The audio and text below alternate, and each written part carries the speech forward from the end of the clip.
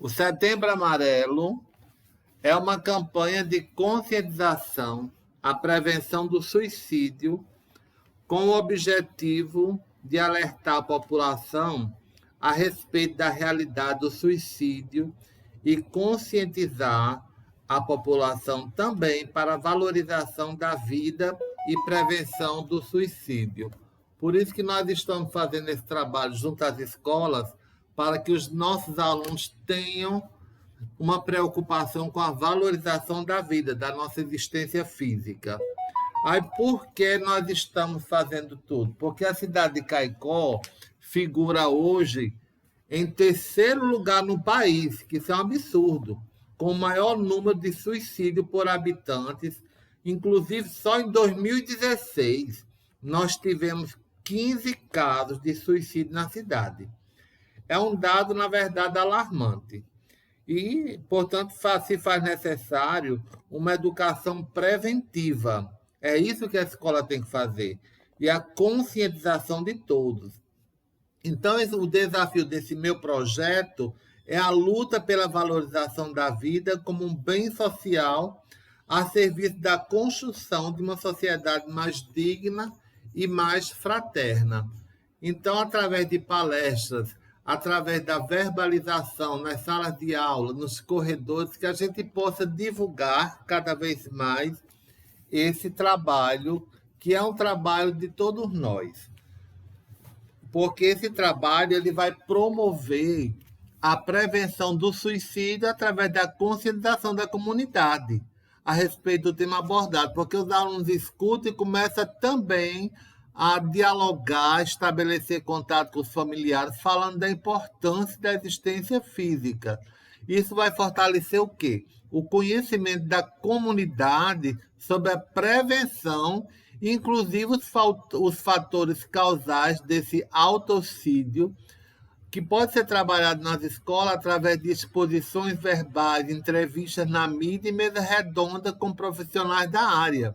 Então, é muito importante que a gente tenha em mente o trabalho dentro das escolas. E, para começar, a gente pergunta, quais são as causas do suicídio? O homem tem o direito de tirar a sua própria vida? Quais as consequências desse ato fatal na vida humana? Como é que o suicídio pode ser visto sob o ponto de ótica psicanalista? Então, vamos trabalhar essas questões de maneira geral para que tenhamos uma compreensão mais ampla. O suicídio é a ação pela qual alguém põe intencionalmente termo à própria vida. Por isso que o Setembro Amarelo foi considerado o mês de prevenção ao suicídio. Mas nós sabemos que, na verdade, todos os meses essa temática tem que ser trabalhada. A gente, com certeza, valoriza o mês de setembro para que a campanha se torne mais ampla, mas é de vital importância que esse trabalho seja feito continuamente. E o que é que a religião diz para todos nós? O aspecto religioso diz o seguinte: do ponto de vista das religiões, o suicídio é considerado um crime. Importa numa transgressão da lei divina. É sempre uma falta de resignação e submissão à vontade do Criador. Então, graças a Deus que a gente observa que a maioria das expressões religiosas são contra o suicídio. Aliás, todas elas. Eu nunca vi nenhuma religião a favor do suicídio. Então, isso já fortalece a nossa campanha, já faz com que a gente possa, de certa forma, divulgar mais o nosso trabalho. Inclusive, tem umas religiões que ainda fazem uma divisão, o suicida consciente e o suicida inconsciente. Por exemplo, se você é uma pessoa que chega e decide por si mesmo se matar, a gente diria que isso é o suicídio direto. Mas existem outras formas das pessoas se suicidarem também. Através de quê? Através de discussões, quando você começa a ter uma vida desregrada, é uma forma de suicídio. através de droga, consumo de drogas, excesso de bebidas, tudo isso leva a pessoa também ao suicídio indireto. Por que é indireto? Porque não é um suicídio intencional. É um suicídio que foi causado em decorrência do estilo de vida desregrado daquela pessoa. Então, é muito importante que a gente observe essas questões. Do ponto de vista do aspecto histórico, a gente tem na historicidade umas observações interessantes. Olha. Na antiguidade, os hebreus foram os que menos cometeram suicídio na história da humanidade. Nos povos orientais, o suicídio é um fato vulgar e normal. Na história do Egito, tornou-se célebre o suicídio de Cleópatra, que era a rainha do Egito. Na Idade Média, o suicídio diminuiu, pois quem o cometesse não recebia as bênçãos da igreja. Na Renascença, período de maior liberdade religiosa, o suicídio recrudesceu e continua até nos dias atuais. Então, veja que a diferença da Idade Média para o período renascentista já houve uma mudança comportamental das sociedades da época, não é? E a gente observa que recrudesceu realmente até os dias atuais. As causas, as perspectivas biológicas. As pesquisas indicam que o comportamento suicida acontece em famílias, sugerindo que fatores biológicos e genéticos desempenham papel de risco. Então, a gente tem que ver a questão também genética, não é? A questão biológica. Por quê? Porque a questão genética pode haver já alguma doença precedente que pode levar também a pessoa à depressão e cometer suicídio. Algumas pessoas nascem com certas desordens psiquiátricas, tal como a esquizofrenia e o alcoolismo, que aumentam o risco de suicídio. Porque a gente sabe que, por exemplo, a esquizofrenia é um transtorno psiquiátrico que leva a pessoa a escutar vozes, e muitas vezes essas vozes dizem se mate, coisa desse tipo. Então, é importante que conheçamos, quando os alunos se adentram pelas escolas, por exemplo, que a gente conheça se houver casos de pessoas que estão fazendo tratamento psiquiátrico, a gente conhecer para poder saber divulgar e observar mais de perto esses casos. As causas do ponto de vista das teorias psicológicas. As causas do suicídio patológico estão nas perturbações mentais, depressões graves, melancolia, desequilíbrios emocionais, obsessões, delírios crônicos. Então, essas depressões graves é muito importante porque quando elas começam devagar.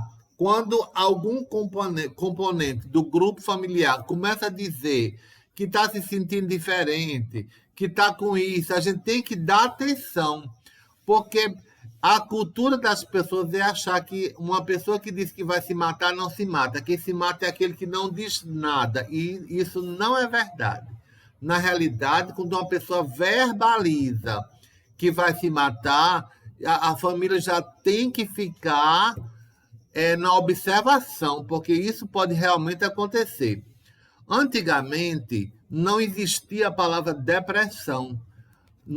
Naqueles séculos anteriores, era chamada de melancolia, que era uma tristeza profunda. O nome de depressão surgiu depois, mas o nome que existia anteriormente, na época de Freud, na época de Carl Gustav Jung, era melancolia.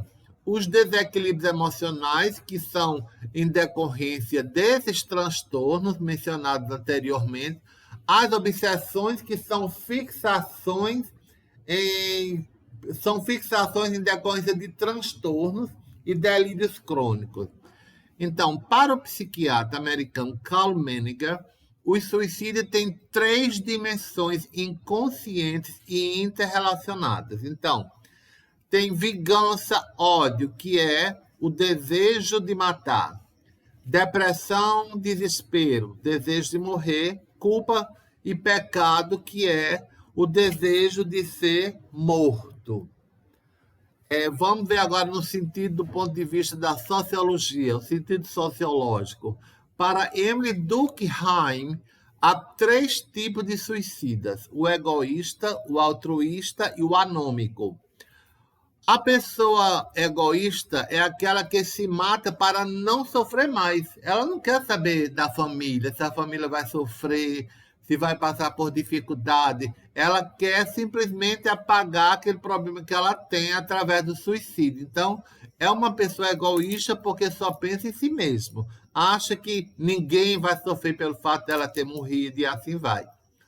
O altruísta é aquela pessoa que se mata para não dar trabalho aos outros.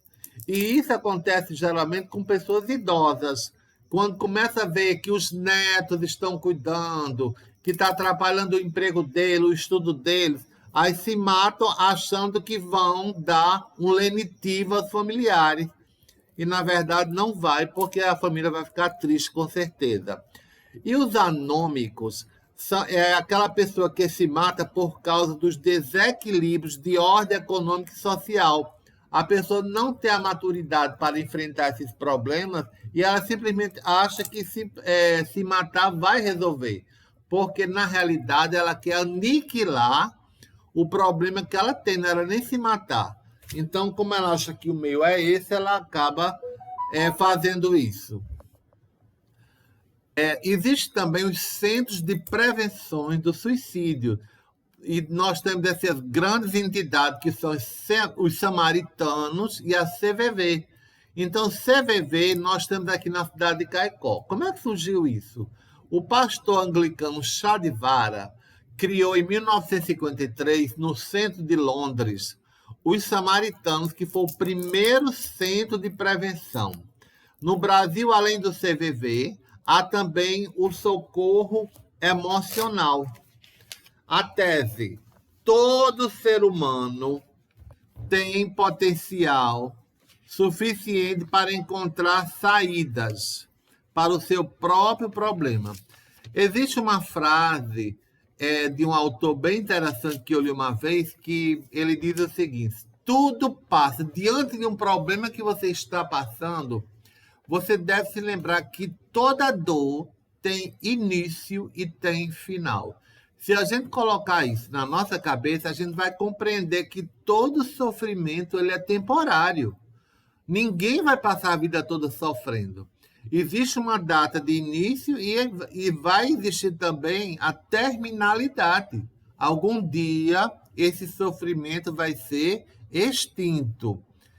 Porque o suicídio é um gesto de autodestruição, certo? Então, a gente tem que pensar que é muito melhor você enfrentar os seus problemas do dia a dia do que se suicidar. Olha, basta a gente fazer uma reflexão. Todas as vezes que você está vinculado a qualquer tipo de problema, você pode observar que pode até demorar a solução chegar. Mas quando você resolve, além do alívio imediato, a tempestade já passou, você vai ver que você vai sair desse problema com muito mais maturidade. Você vai ter uma outra visão da vida, com os pés no chão, com mais dignidade, com mais fortaleza interior. Então, as dores, elas acontecem também para que a gente possa se fortalecer intrinsecamente, por dentro, e fica muito mais fácil de você encarar os problemas do dia a dia. Então, dando continuidade, vamos ver agora as contribuições da psicanálise nessa área. A psicanálise nos oferece uma importante contribuição para a compreensão do suicídio, desde um viés que não exclui certamente outras áreas do conhecimento. Então, isso é de vital importância para que a gente possa ver que a psicanálise trabalha o comportamento humano de maneira salutar também para ajudar nas questões do suicídio. Freud, ao definir a equação etiológica das doenças mentais, nos auxilia a visualizar com maior nitidez o tema de nosso interesse, que é o suicídio. Mas como é que funciona essa equação? Vamos ver. Ele estabeleceu o seguinte esquema para entendermos o desenvolvimento da personalidade. O que é a personalidade? A personalidade é igual à constituição mais vivências infantis mais a situação atual. Então, a constituição, com certeza, se refere a toda a nossa parte, a nossa historicidade biológica, genética. As vivências infantis foram aquela época em que nós, em contato com a família, com os amigos, a gente começou a absorver também situações do que você passou, a sua história de vida. Porque quando um aluno, por exemplo, chega na sala de aula, é um aluno que morou na rua tal, que teve experiências tais, que já passou por coisas tais, e tudo isso ajudou na formação da sua personalidade. E, em terceiro lugar, a situação atual, como essa pessoa está hoje. Então, existe uma relação muito estreita entre o sofrimento psíquico e as patologias mentais e as questões relacionadas aos suicídios. Fatores hereditários e ambientais, educação, identificações, cultura, etc., estão em jogo. A atuação suicida requer ser avaliada sob diversos aspectos, ou seja, é uma questão multifatorial, não é uma coisa única, específica. Então, vamos ver cada passo desse. O primeiro, que é a constituição, os que se reportam aos aspectos hereditários.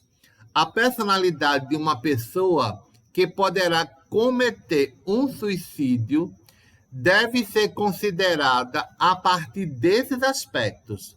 A constituição refere-se, nesse caso, aos aspectos hereditários que sabemos ser importantes na predisposição à doença mental, particularmente quando há uma história familiar de sofrimento psíquico. A depressão endógena, por exemplo, tem uma participação importante dos aspectos genéricos.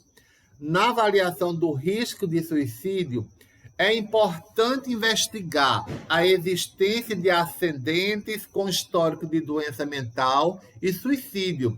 Por isso que quando você vai para uma clínica psicológica, psicanalítica ou psiquiátrica, nós fazemos inicialmente o que? A anamnese, que é o que? A história daquele paciente precedente desde o período da sua infância. Aliás, desde a maternidade, ela na barriga. Então, de lá para cá, a gente vai acompanhando a história todinha para chegar na história atual. Para saber os familiares, doença de família e assim vai. Tudo isso está na ficha do paciente. Em segundo lugar, a gente vai observar as vivências dessa pessoa, as vivências infantis. O que é que aconteceu durante esse período na vida dela? Infância e juventude. As vivências infantis dizem respeito aos cuidados dispensados ao bebê e à criança nos primeiros anos de vida. Cuidados não só com os primeiros anos de vida, mas especificamente a atenção aos aspectos emocionais. Hoje em dia é muito importante a gente observar como nós estamos gerindo as nossas emoções. Até porque nós estamos no século da emoção. O século XXI está cada vez mais evidenciando a importância do autoconhecimento para que a gente possa viajar na nossa subjetividade, no nosso mundo subjetivo, para compreender melhor as nossas ações exteriores. Então, isso é muito importante que tenhamos em mente a importância de tudo isso. E, finalmente, nós temos as experiências traumáticas, não é? A situação atual nos remete ou seja, nos conduz a experiências traumáticas que podem ocorrer ao longo da vida, como perda de pessoas amadas, todo mundo passa por isso, doenças, guerras, situações de variados tipos que produzem sofrimento psíquico. Mas o que é que acontece? Algumas pessoas estão mais preparadas para enfrentar isso. Mas por que umas pessoas estão mais preparadas e outras não? Aí é onde a gente vê a importância da educação no ambiente doméstico, porque a educação começa dentro de casa, não é?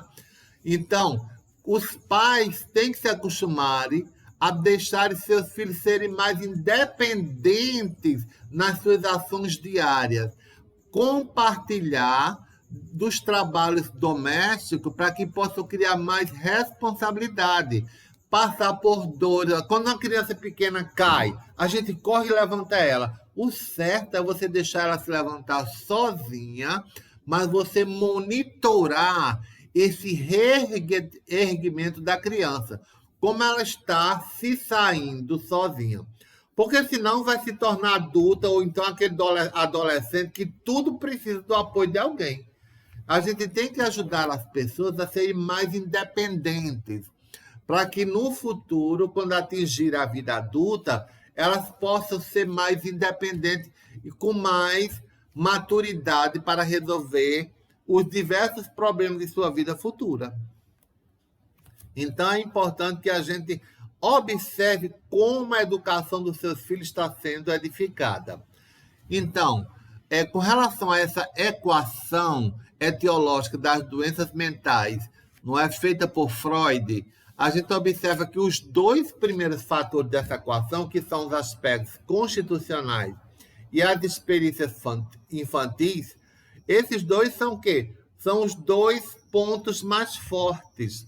São muito importantes e poderão tornar mais apto o indivíduo a enfrentar situações difíceis, como eu já disse, que inevitavelmente ele vai passar na vida dele futura. Então, a constituição física, o que ele já traz, não é? Que é a parte genética, a constituição de tudo, e tudo isso vai fazer com que ele possa, de certa forma, se sobressair por algum motivo, sabendo encarar melhor sua existência física. O suicídio, portanto, não costuma ser devido a uma única causa, mas sim determinado por vários fatores. É uma questão multifatorial, que atuam em maior ou menor grau. Aí cada pessoa tem uma constituição diferenciada, não é? A gente tem que observar que as pessoas não são iguais. Umas passam por uma situação que elas resolvem facilmente e outras não.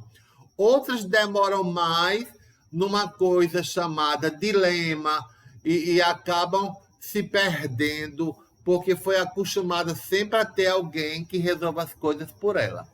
Freud orienta professores e mestres a dar maior amparo aos jovens, pois estão em um período de muitas tensões emocionais e necessitam de um amparo maior. Então, daí por que é que nós temos uma infância e uma adolescência tão longa? Para que a gente receba nesse período mais informações. E isso é muito importante que a gente observe isso.